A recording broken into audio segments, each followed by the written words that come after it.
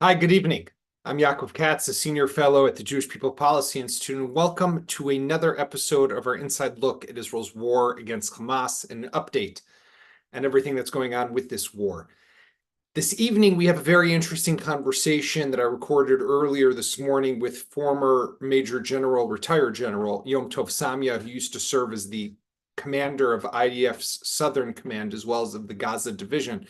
So is intimately familiar with the ongoings in Gaza, as well as the security situation that he recommends, which should exist there the day after. Lots of talk right now, as we all know, about a potential security zone, a buffer, what that means, how it would look. A very interesting conversation with Yom-Tov. And then we're going to talk to Robert Neufeld, retired colonel in the IDF, senior fellow at JPPI, and an expert on international law, about some of the distinction that's been going on, or the way that the IDF has been operating of late inside Gaza. And we're also joined by Fahn Luzon, another fellow at JPPI, a TV host and commentator, which I want to talk to both Donna and Robert also about the conflicting interests sometimes when it comes to the conflict. On the one hand, the continued ground offensive, which, according to various reports, might be actually kind of winding down to some extent. But at the same time, we cannot forget that there still are about 130 hostages who are still being held in Gaza. Before we get to Robert and Donna, though, here first is the interview, a bit lengthy, I might say, for what we usually do, with retired General Yom-Tov Samia. Got it. Retired General Yom-Tov Samia, thank you so much for joining JPPI today. We are almost 78, almost 80 days into this war. And there are lots of questions of how much time Israel has on the ground in Gaza. You know Gaza probably better than 99% of the Israeli people from the years that you spent there as an officer and as the head of the Southern Command. I'm curious for your analysis of A, how is the war proceeding in terms of accomplishing its objectives? And two, how much time do you think Israel has left for this ground offensive? Thank you for having me here with you. I'll start with the second question, which is unfair question. Not from you, yes? I mean worldwide. When a country, which is the only democratic country in the Middle East, which is the iron or let's say the shield of the democratic world in Europe and in the United States and for the all Jewish people worldwide, why time is a key. We're talking about history. We're talking about 4,000 years of history. We're talking about 2,000 years in diaspora. We are talking about only 75 years old country. Why time is an issue? I'm asking you as an Americans, assume someone would come to you during your civil war and tell you, listen, you have limited time. Once you finish, whatever you finish until the end of November, we don't care. You're not going to be United States of America. You're going to stay at two different flanks, those against those, etc., etc. And this is your brothers. Here we are talking about Hamas, ISIS, crazy people. Why the hell any country in the world, even the superpower of the United States, which I really appreciate, why the hell time is a question? This is one. Second, I think, and I know a bit of army history and wars history. I search a lot of wars. I have been in the United States in Fort Benning, Columbus, Georgia for a year, and in other. This war is very different and spatial by two or three means. One, the enemy. The enemy is not a country. There is no state behind them.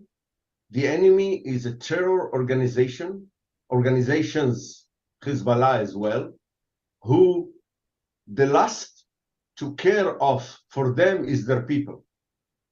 So we at the West should understand, and I'm happy that I know the Muslim culture. As you said before, my parents came from Libya. I grew up, my first language is Arabic. So I know the culture, I know the way. Or the Western way is leaders and governments serves their people. In their side, it's the opposite. The service should come from the people. The people are the shield of the government, not the other way side.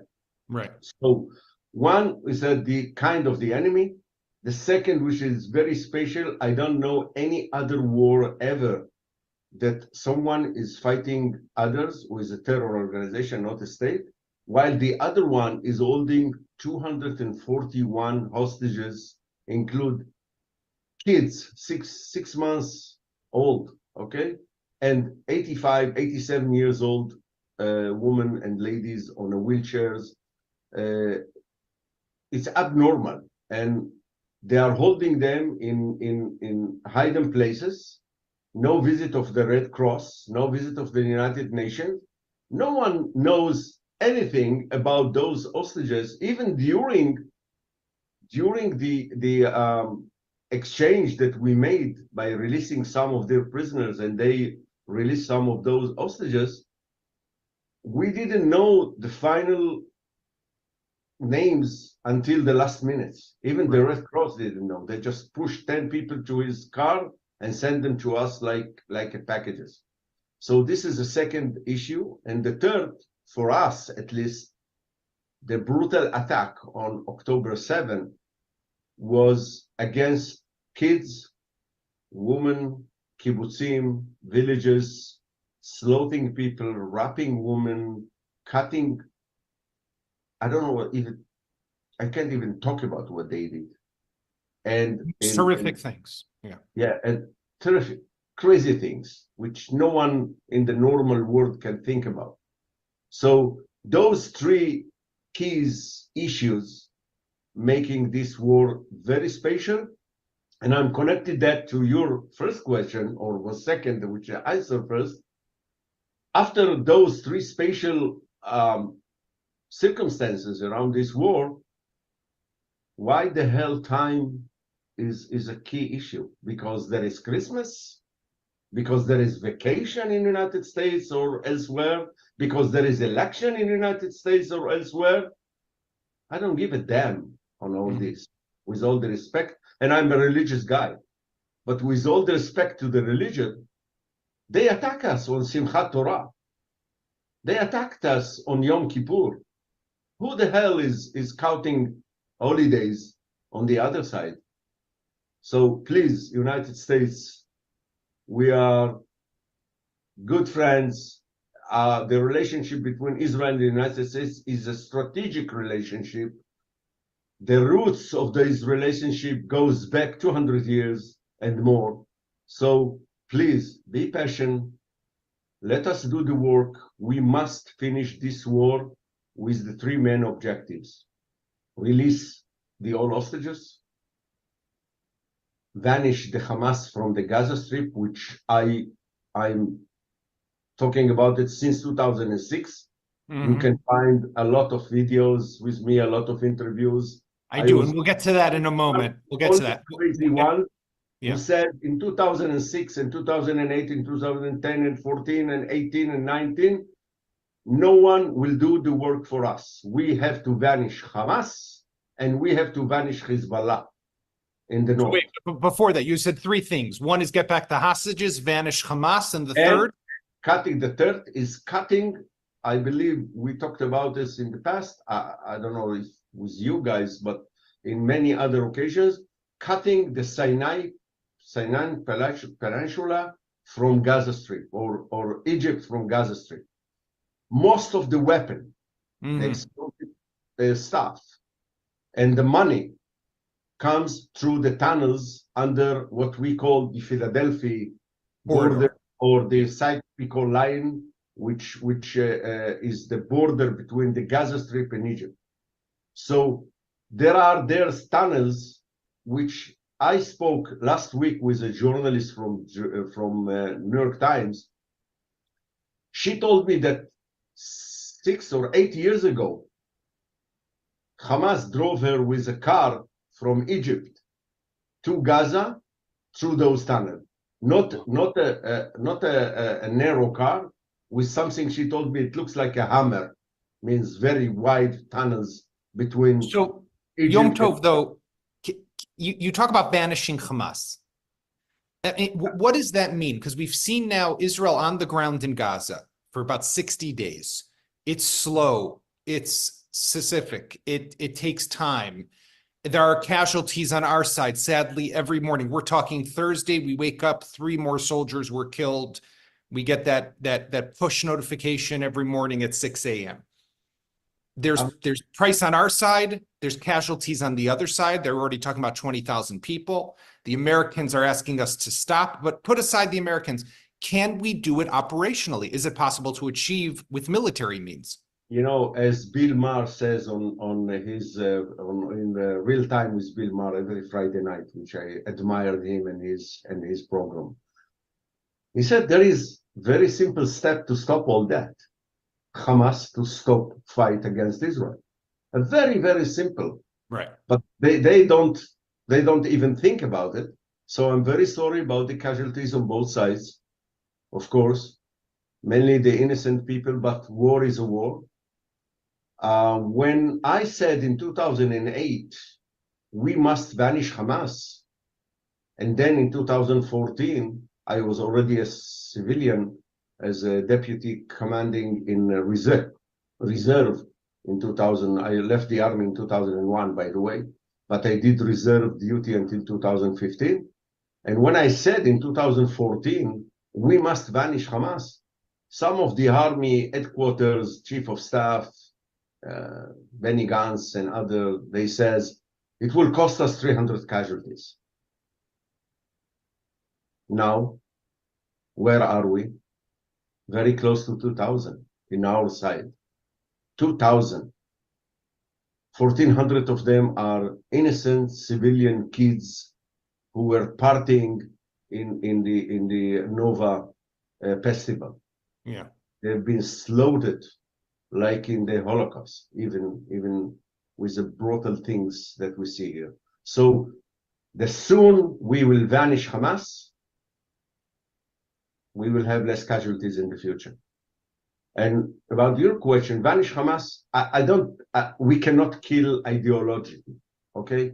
But we can clean up the Gaza Strip from weapons, from any arm, and if they want to live a real civilian life, they are more than welcome. Then I would like to see United States, the European Union, China, Russia, whomever is calling us now to help Gaza, come and do a Marshall Plan, build Gaza again, but no more Hamas, no more unofficial guns. One rule, one flag, one gun. What are there's a lot of talk right now about what we call in Hebrew an Ezor Chayitz, or a buffer zone between the Israeli kibbutzim along the border. Great question. And Gaza when we start to pull out and go from the high intensity stage to the lower intensity stage. The Americans aren't so excited about this. They want to see Israel pull all its troops out of Gaza. But how important is this buffer zone? Could you explain to our listeners who probably don't understand what this means and what the strategic importance or tactical importance is of it? You obviously would know. Okay. As you said before, I was the commander of the Gaza Strip, the division commander of the Gaza Strip from Madrid to Oslo in general, which is from summer 1991 until the end of 1993. It was the most tough period of terrors, include the rising of Hamas and Jihad Islami and Fatah at that time as well. And if we can connect it to this guy behind my back. I was going to ask you who he is. Yeah. Okay, so let's connect it to this period, because I met him first time in this period His name is Ori Azulai. He born and raised in Kiryat Shmona. Is one of the best officers I met ever. He came to my division when I was a brigadier general, and he was first lieutenant. I fall in love in his leadership, and I begged him to join him as a soldier in his troop when we were working undercover, pretending to be Muslims and Arabs, and going into the markets inside Gaza, inside Khan Yunis, and other area. So unfortunately, he became after that a company commander in the paratroopers and was killed in Lebanon in 1996. And since then, his picture is in my offices wherever I'm going, because for me, he's a light of leadership. Wow. After that period, at the end of 1993, the chief of staff decided to nominate me as part of the negotiation team in Taba, Cairo, to translate the DOP, the Declaration of Principles from Oslo, to a real agreement. And we were in charge on the security agreement of that part. And we were sitting and traveling from like October 1993 until May 4, 1994, when we signed the agreement in Cairo. I was in charge on the maps. I was in charge on all the security, the joint security operations. Then I became the JSC leader, the joint security leader from the Israeli side. And I drew the maps by my hands. I still have the original here. One day we will sell it on Amazon, probably, of course, for the nation, not for my pocket. And we agreed with the Palestinians for the sake of the security of the Palestinians on two major things, and they are in the agreement. One, the Philadelphia border, which I mentioned before, between Gaza and Egypt, is a closed military zone, painted in a red color. It was the only red color area on the map, okay? Military zone. No one can enter this area and stay alive. And they begged for it. They asked for it. We asked for it, of course, but I was very surprised how the Palestinian team support our request, because they knew very well if this border will stay open, Hamas will reinforce himself from Egypt, from the Islamic Brotherhood in Egypt, etc. So they said, please do it as a permanent Israeli military zone. In other words, save us from Egypt or from the extremists in Egypt, I mean the Ikhwan al-Islamiyya, the Islamic Brotherhood. This is one area. So, and we agreed that, by the way, even after the midterm agreement, which is supposed to be 5 years, even during the permanent agreement,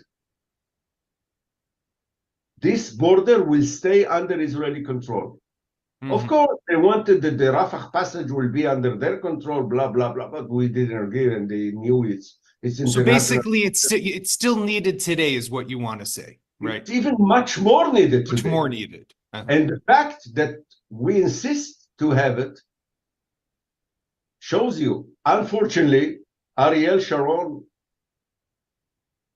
did a big mistake when we pulled out from Gaza. I was 5 years already civilian in 2005. Right. And I begged him, okay, you can pull out the settlements. It's your decision. You're a political, you're the leader. Not the soldiers, not the soldiers. Don't pull the soldiers from the Philadelphia border. Yeah. Don't pull yourself in one night like we ran away 5 years ago from Lebanon.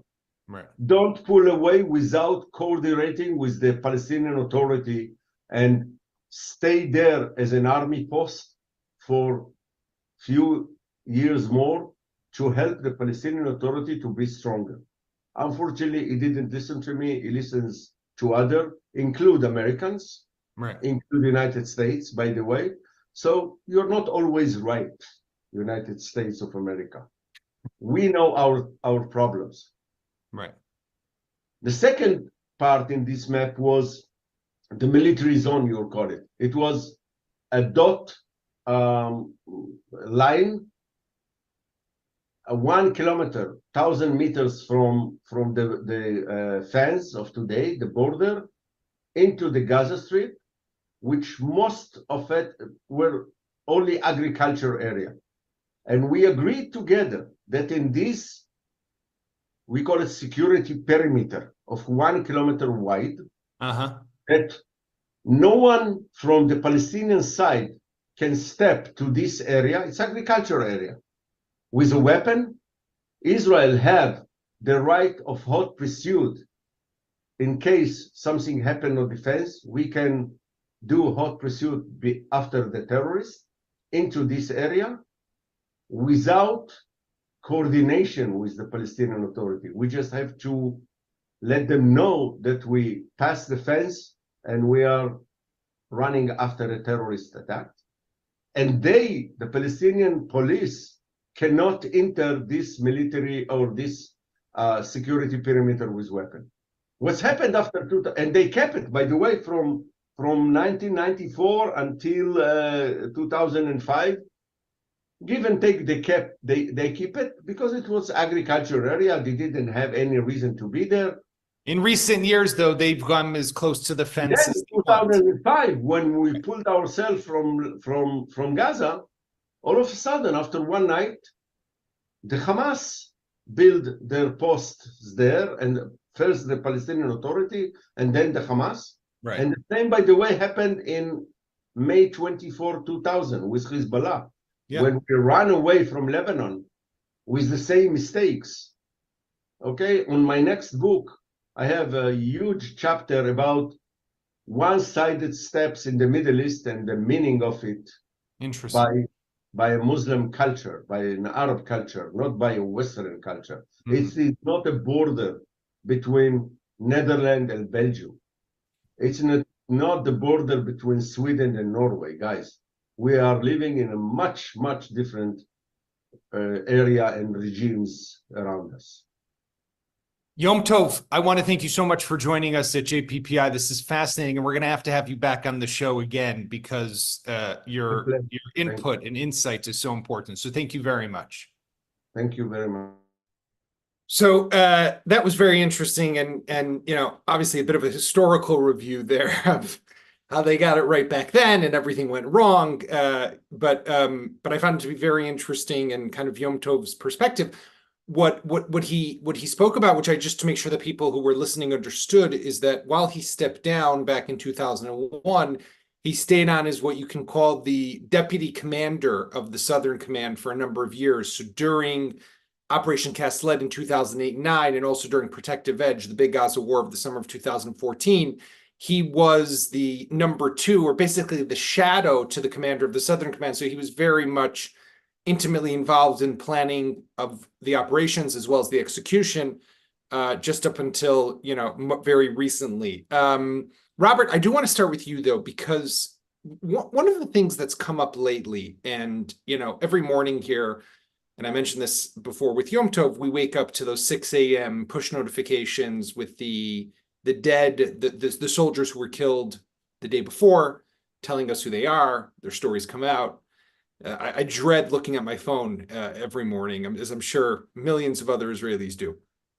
But there has been some criticism, and I think it really came out starting last week when there was that tragedy in Sajaiya in the central Gaza Strip, where there was that big force from Golani and some others, 669 unit, the search and rescue, but people who went into this building, a couple soldiers were caught, more soldiers went into the building was booby-trapped or collapsed, whatever it was that happened. You had about 10 soldiers who were killed that day. And people started to say, why are soldiers going into buildings, right? Why aren't the tanks blowing up the buildings? Why isn't the Air Force blowing up the buildings? Yeah. Now, you've dealt a lot with this in the international legal sphere, but I'm wondering if you could kind of give us just a quick explanation to, obviously a lot of that has to do with politics, you know, right, left, whatever. Let's not get into that. No, people who are saying we should hit harder. But I want you to give us the real real answer. What is it that, why are we not attacking these buildings? Why are soldiers going in there? The operational and the legal. Well, first of all, Yaakov, we're attacking a lot of buildings. Okay, there's another criticism saying just the different thing about it. But first of all, there's the operational issue here. First, that's the most important one. Well, we have things to look for them, right? We have hostages that we're looking for, and we know they're there. There's information. There are shafts going into underground tunnels. So what the IDF is actually doing is doing what Yom-Tov Samia just said. We're trying to eliminate Hamas, find all their assets around there, and it's very difficult job to do. And I'll tell you what, urban warfare has always been the worst throughout history. I would say that if you compare the IDF work in Gaza to any other urban warfare throughout history, they're doing a tremendous work with protecting our own soldiers. That's very important. So from the operational way of thinking, they need to be there, they need to enter the buildings, that's one thing.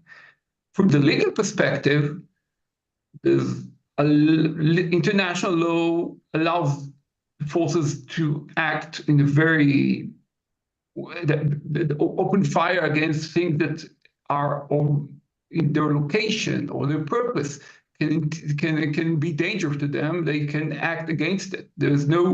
It's not a legal limitation, I think, that is bothering the forces. That's not it. That's not the issue. Actually, international humanitarian law, the laws of war, allow a lot of power for the operating force to implement in order to achieve the military goal. I wouldn't say that's the issue. Of course, you have to, if you know there are civilians there, you need to take this into account. There still can be unfortunate collateral damage, but again, it's something you need to take into account. But I wouldn't think that that's the issue that limits them. Hopefully it's not politics or international politics that affect that. At least as the IDF spokesman said, that's not the things that stop the IDF. That's not why they are entering these buildings. And tragedies happen, unfortunately. Right. But if I just sharpen it for a moment, you're confident that this isn't about like people. I'm just repeating what some of the critics are saying, is that Israel doesn't want to bomb these buildings. They're afraid of the American criticism, things along those lines. I don't really think that's the issue. I hope it's not the issue. The way I know a bit of the operational plans and the way the IDF operates. That will not be the issue that holds the IDF. It's right. And you can see there's a lot of footage about what's going on in Gaza, and there's nothing to stop the IDF when it's moving forward. And there's a lot of damage behind it. Unfortunate, but that's it. That is what war is. Dana, the two interests that we spoke about, right? There's the hostages, and there's of course the ground offensive. And it seems like once again it's coming to the intersection of where the government is going to have to make a decision. What does it do? Because, and I keep on going back to Friday, because if those three hostages who ran out of that building had been rescued, in the alternative reality, or the alternate reality that we could imagine for a moment, the whole country would be like, keep going, right? The ground offensive is working. We're rescuing hostages. It would have showed the world how important the operation on the ground is. Also, although we'll still have critics, people would say, keep going. We're getting hostages. I'm not sure. That it ended with this tragedy, though, makes I think it clear that you have no choice but to now make a political deal with Hamas. Yeah, but I'm not sure that if the tragedy was ending differently. I feel that we know already we have a huge dilemma, and this is a big dilemma because each way you will choose, you are going to pay a big price on it. The cost is very big. But I feel that while we are continuing to fight, I think Israel and the government is trying to protect the country from the outside. But while we are trying to protect the country from the outside, we are breaking us from the inside. And I think they don't see that enough. And there is a contract between the country and the citizens. And while you are not stopping and bringing the hostages back, you are saying, I'm not sure the country is saying, I'm not sure I'm standing with this contract anymore. And you can't do that while there is a war and you are having hostages.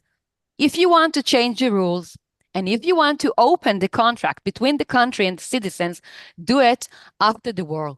And you have the time issue.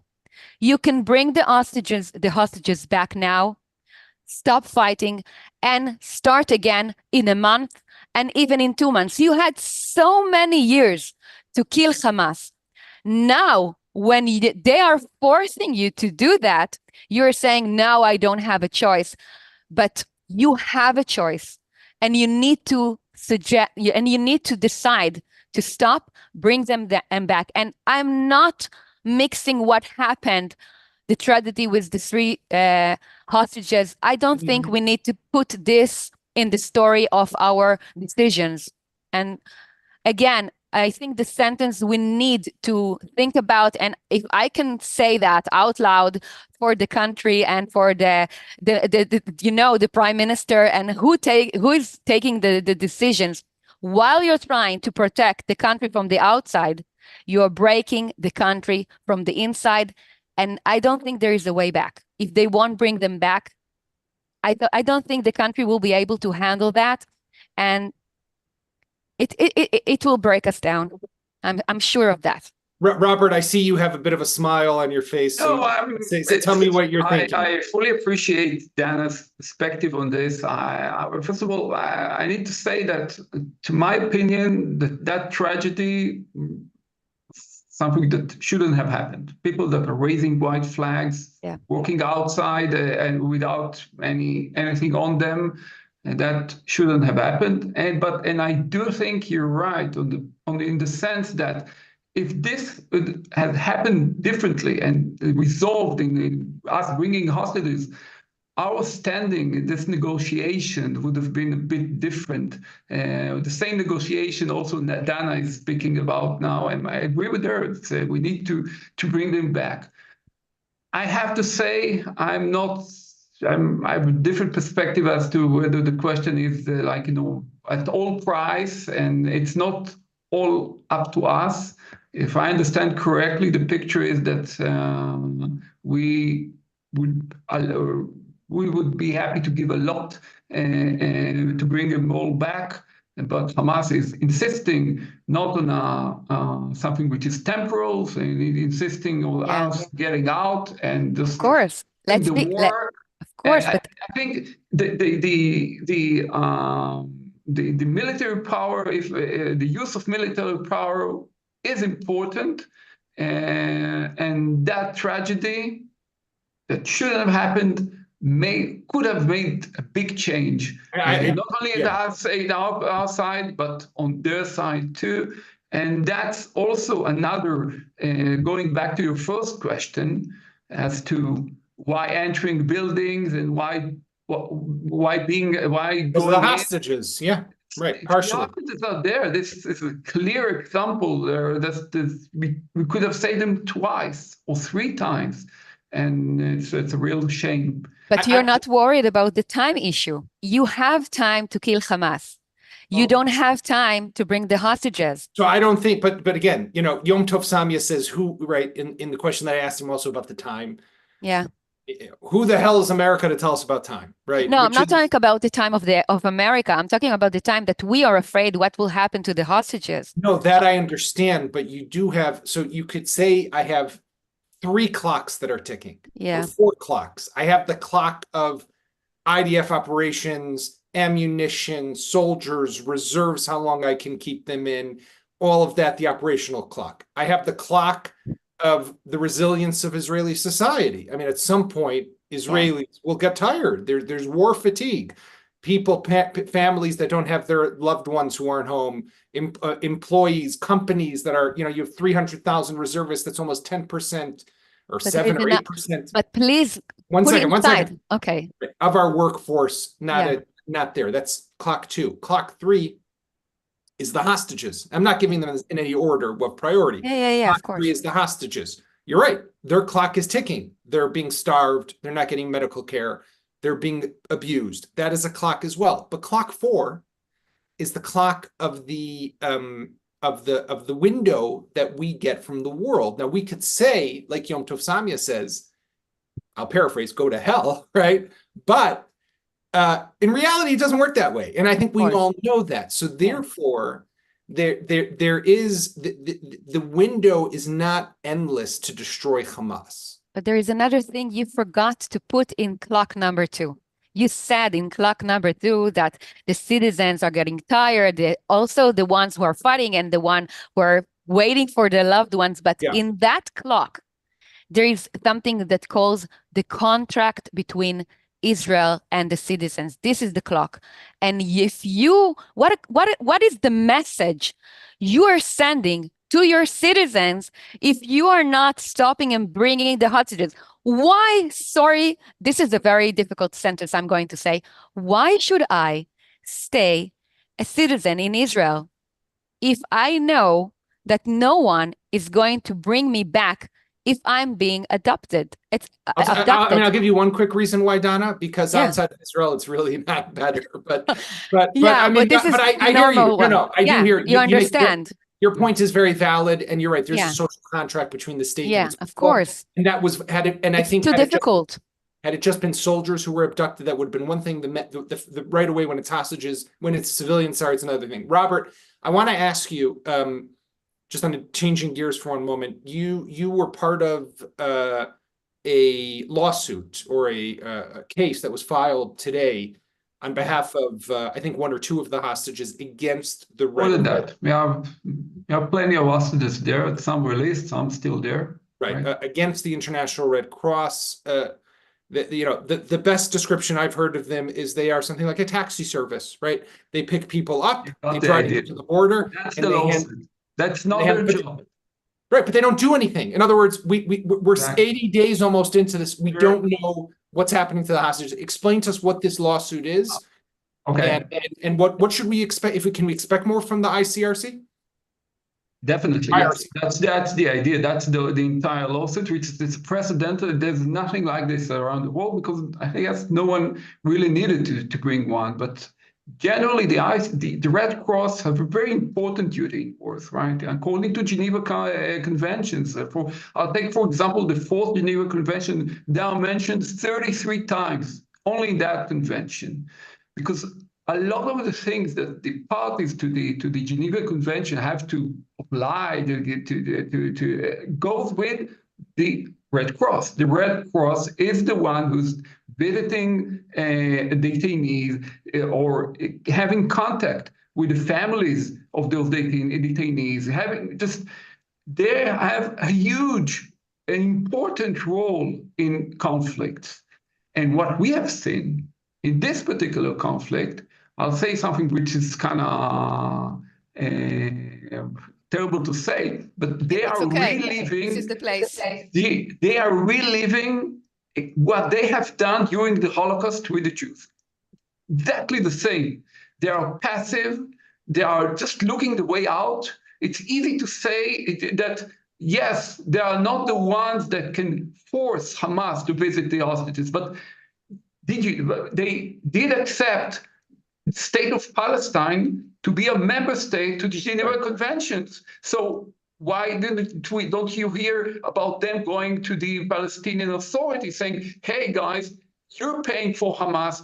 Where are you? You are obliged to tell them to visit the hostages. You are obliged to release them, that you can't take hostages at all. That's the first thing you have to do. But then at least until they're there, you have to visit them. You have to let us go there. So in the first weeks, when after this terrible war started, and we had 240 hostages there.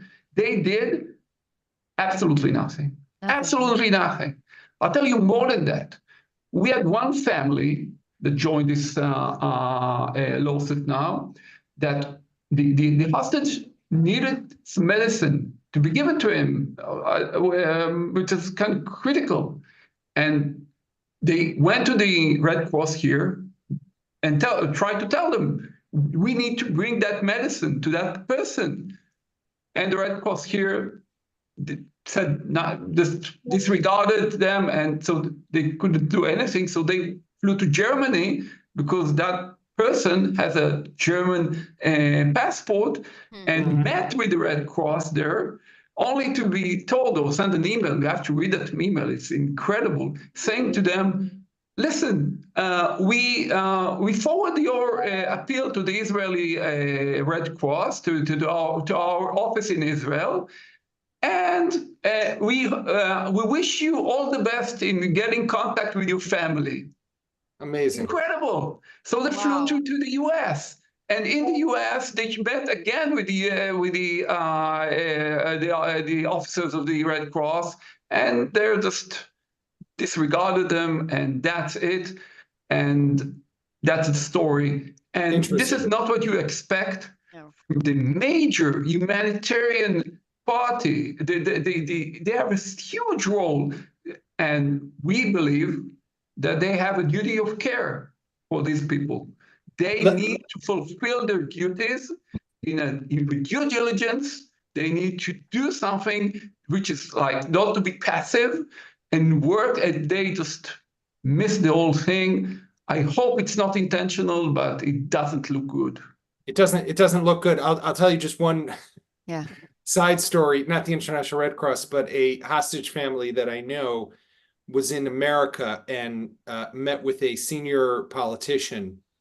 And the politician asked the parents, how often do you get to speak to your son who's being held hostage? As if he was naive. As if there are phone calls that go on. And they looked at him, and this is, and they were blown away. Like, what are you talking about? We don't talk to him. Like, there's some people as smart as they might be, and as high up as they might be, just don't understand, because they think that there's the International Red Cross that's there and is visiting and is, giving updates. That's the problem, Yaakov. People just from outside don't understand what we're dealing with. They just reflect notions, the ideas, the thing that on us and on Hamas, humanizing Hamas, which is, and I have double standards as when it comes to Israel, and that's what we need to fight against. This is why the lawsuit comes from. It comes to send a message. We will not distrust and accept anything that you're not doing. We will fight. Donna, we got 3 more minutes, so I need a quick answer to this question. Yeah, sure. You just wrote a piece that appeared on the Walla website, big news Hebrew news website in Israel, about the name of the war. There's a lot of talk of changing the name. In Hebrew, it's Charavot Barzel, swords of iron, which doesn't roll off the tongue well in English at all, or in Hebrew for that matter.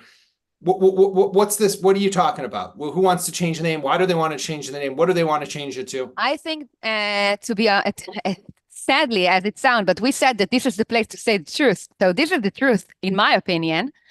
I think Netanyahu wants to change the name not because it doesn't sound good or it's not catchy, because a name of a war has a huge impact on the society. And I was doing some research, and there is one professor who was investigating the names of the wars. And a name of a war really influence what the citizens are thinking if we are winning, and if this is if we succeed to do what we want to do, did we achieve our goals. And I think he wants to change the name, and this is a political thing. Don't be naive. It's the way to control the minds of the citizens, and I think this is weird to do it now. We are not in the end yet. We still have hostages. We don't know what is the best strategy to continue. The name is the issue. Maybe we need to ask ourselves why. I think I gave a small answer, but I'm leaving it also for you. This I agree fully with Dana. That's the Very issue interesting. is the mere discussion about it at this time. What does it come from? What does it represent? And Yeah. Very interesting. Well, I want to thank Dana, Robert, Yom-Tov, Samia. I want to thank all of you for joining us this week. We will be taking a break as usual for the weekend for Shabbat, and we will be back on Monday and Thursday. We do now twice a week under the new format, so you can catch us on Monday and Thursday. We're available on YouTube. We're available at the JPPI website, and we're available also as podcasts where podcasts can be found. Have a nice weekend. And to our Christian listeners and viewers, happy holidays to you as well. Thank you all very much.